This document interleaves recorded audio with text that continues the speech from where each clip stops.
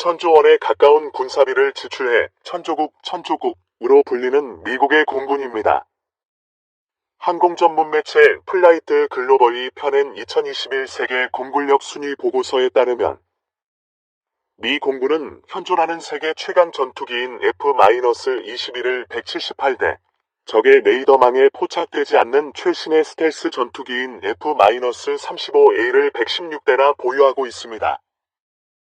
특히 2006년 모해 공중전에서 144대 1로 F-15, F-16, F-18 등 정상급 전투기를 모조리 격파시킨 꿈의 전투기 F-22는 그 위력이 엄청나 기술 보호 차원에서 미 공군만 보유하고 있습니다. 1대당 가격이 2억에서 3억 달러, 2242억에서 3363억 원 나 할 정도로 돈을 아끼지 않고 너무 잘 만들어버린 탓에 2012년 인도본을 끝으로 생산 중지 명령을 내린 건 유명한 일화입니다. 항공 전력 2위도 궁금해집니다. 중국이냐 러시아냐 의견이 분분하지만 방산 분야 전문가들은 미 해군을 꼽습니다. 미 해군이 보유한 전투기만 426대로 중국 1571대, 이나 러시아 1531대가 보유한 전체 전투기 수에는 미군 전체는 2717대 미치지 못하지만 질적 측면에서 압도한다는 평가입니다. 실제 미 해군이 보유한 핵 공중지휘기 E-6B 머큐리 같은 특수임 무기는 408대로 러시아 130대, 나 중국 115대를 훨씬 뛰어넘습니다. 바다를 지키는 해군이 무슨 전투기냐고 반문할 수 있지만 톰 크루즈가 주연한 영화 탑건을 비롯해 미드웨이, 에너미 라인스 등 우리가 알만한 파일럿 소재 영화 주인공들은 대부분 미 공군이 아닌 해군 소속입니다. 항공모함으로 전세계 바다를 누비는 미 해군은 효율적 작전을 위해 자체 항공부대를 꾸렸고 이에 미 공군의 버금가는 항공 전력을 갖추게 됐습니다. 해군까지도 전세계 하늘을 지배하는 미국의 항공 전력은 감히 그 누구도 대적할 수 없는 넘사벽, 넘을 수 없는 4차원의 벽에 가깝습니다. 이런 미국이 만든 최첨단 전투기를 아무나 살 수 있는 건 아닙니다. 돈을 아무리 많이 줘도 첨단 기술이 들어간 전투기를 아무 국가에나 팔지 않기 때문입니다. 북대서양조약기구, NATO 나토, 일원으로 F-35 공동개발국이었던 터키는 러시아제 무기를 사들인 탓에 미국과 계약한 F-35 100대 도입을 거부당했습니다. 우리는 다행히도 한미동맹 덕에 우수한 미국산 전투기로 항공 전력 대부분을 채웠고요. 미국이 전 세계 20개국 정도에만 팔았다는 F-35A도 40대를 확보했습니다. KF-21 개발, 왜 무모한 도전이었나? 그런 우리나라가 지난 9일 우리 손으로 만든 최초의 국산 전투기 KF-X 제1호기를 공개했습니다. 그간 KF-X로 불렸지만 이날 KF-21 별칭 보람의 이라는 진짜 이름도 생겼습니다. 한국형 전투기를 의미하는 KF 코리아 파이터, 뒤에 임시로 따라다니던 실험을 의미하는 X 익스페러멘텔을 완전히 떼어낸 겁니다. 21세기 하늘은 우리 힘으로 지킨다는 의미가 KF-21에 담겼습니다. 이날 행사는 개발 중인 무기체계가 공장 밖을 나와 대중에게 선보인다는 의미의 출고식이었습니다. 당장 하늘을 날 수 있는 건 아니라는 뜻이지요.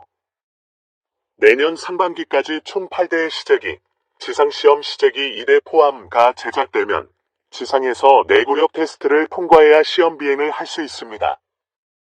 내년 7월부터 2026년까지 총 2200여 회의 시험 비행까지 무사히 마쳐야 2026년부터 양산이 가능합니다. 군 당국은 2032년까지 120대 도입을 목표로 하고 있습니다. 하지만 우려도 적지 않습니다. KF-21은 뛰어난 레이더와 컴퓨터 성능을 보유한 4세대 전투기와 적의 레이더망에 포착되지 않는 스텔스 기술이 적용된 5세대 전투기의 중간인 4.5세대 전투기라는 점 때문입니다. 바꿔 말하면 스텔스 성능이 없다는 겁니다. 스텔스 전투기가 주요국의 항공 전력으로 활약하고 있는데 그보다 성능이 한 단계 낮은 KF-21을 6년 뒤에 양산하는 게 적절하느냐는 비판이죠. 전투기는 300대 이상 팔아야 수지타산이 맞는다고 합니다. 우리 군의 납품할 120대를 빼면 공동개발국인 인도네시아를 제외하고 다른 나라에 180대 이상을 실제 수출할 수 있을지도 의문입니다. 한국형 전투기 사업이 그간 7차례 있었던 사업 타당성 조사에서 6차례나 타당성 없다는 결론이 나온 주요 이유입니다. 투입 비용 대비 이득을 남길 수 없는 구조라는 이야기지요. 고등훈련기 T-50, 경공격기 FA-50 만들었지만 첨단 기술의 집약체인 전투기 개발은 진입장벽이 높습니다. 동체에 부착되는 센서를 비롯해 레이더와 엔진, 체계 조립 등 수십 년간 축적된 기술 확보가 필수이기 때문입니다. 선발주자들이 개발비를 회수해 가격 경쟁력을 확보한 탓에 후발주자들은 출발선에서부터 고전할 수밖에 없는 구조입니다. 최첨단 기술이 접목돼야 하기에 현장 관리자들은 기본적으로 박사 학위 소지자의 전문 지식도 갖춰야 합니다. 말단 인력도 수개월 넘게 전문 교육을 이수해야만 개발에 참여할 수 있습니다. 이 때문에 자동차와 철강 산업 등에서는 앞선 우리나라가 유독 항공, 특히 전투기 개발 분야에서는 선진국 수준을 따라잡지 못했습니다. 우리가 손을 놓고 있었던 건 아닙니다. 1991년 국내 최초 독자개발 훈련기인 KT 한시제기 초도 비행. 성공을 시작으로 1994년 미 록히드 마틴사의 F-16을 면허 생산해 우리 공군의 요구 성능에 맞는 KF-16을 만들었습니다. 항공기 대량 생산과 체계적인 시험평가 기술을 갖추게 된 계기였지요.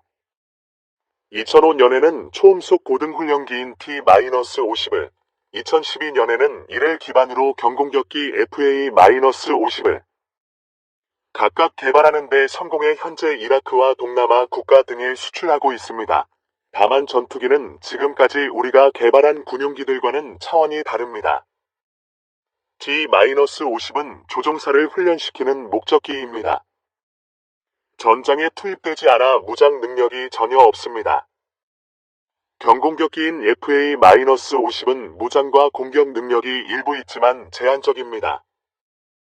전투기는 공대지는 물론 공대공 등 적기를 잡는 모든 능력이 갖춰져 있지만 공대지 공격 위주인 FA-50은 공중에서 자기 방어만 할 뿐 원거리에 있는 적기를 격추하지 못합니다. 전투기에 적용되는 소프트웨어 기술도 고난도입니다. 이제 막 걸음마를 뗀 우리가 무슨 수로 전투기를 만드냐는 의구심이 계속된 이유입니다. 통상 항공전력 선진국들도 10에서 20년이 걸리는 전투기 개발을 2002년 합동참모회의 소요 결정에 하겠다고 뛰어들었으니 말입니다. T-50과 FA-10 개발이 완료되기도 전이니 말 그대로 무모한 도전으로 비춰졌습니다. 게다가 미국이 승낙할 줄 알았던 4대 핵심 기술 이전도 막판에 불발됐고요. 이에 1960에서 1970년대 베트남전에 참전한 노후 전투기인 F-4, F-5를 제때 교체해 전력 공백을 막으려면 검증된 전투기를 해외에서 직구매해야 한다는 의견이 거셌습니다. 시간과 개발 비용, 시장 경쟁력 등을 감안할 때 전투기 개발은 실익이 없다는 판단이었습니다. 전투기 개발국이 12개나 될 정도로 시장은 이미 레드오션입니다. 미국에서 성능이 검증된 전투기를 사오는 게 더 쉽고 저렴하고 안전한 선택이라는 겁니다. 평소 굳건한 한미동맹은 이럴 때를 대비하라고 있는 것이라는 이야기까지 나왔지요. 우리 돈으로 산 F-35A, 제때 못 본 공군 수뇌부 그러나 문제는 무기 판매국의 콧대가 높다는 점입니다. 애프터 서비스, 애질 정신이 제로 0에 가깝습니다. 2019년 3월, 1대당 1,000억 원을 들인 F-35A가 국내에 처음 들어왔지만 당시 우리 공군 수뇌부는 보안 절차 때문에 곧바로 전투기 실물을 보지 못했다고 합니다. 미국이 전력 노출을 이유로 보안을 까다롭게 요구한 겁니다. 그간 미국에서 들여온 전투기들도 대부분 비슷한 과정을 겪었습니다. 우리 돈으로 사온 전투기지만 우리 마음대로 운용하지 못했다는 얘기입니다. 고장이 나도 핵심 부품을 건드리지 못한 채 일일이 미국에 문의하고 허락을 받아야 했지요. 수리비는 물론 성능 개량 비용도 미국에서 부르는 게 갑이었습니다. 바가지를 씌워도 찍소리 못했던 겁니다. 전투기의 총 운용비 가운데 최초 도입비는 30%에 불과하고 유지 보수 비용이 70%를 차지합니다.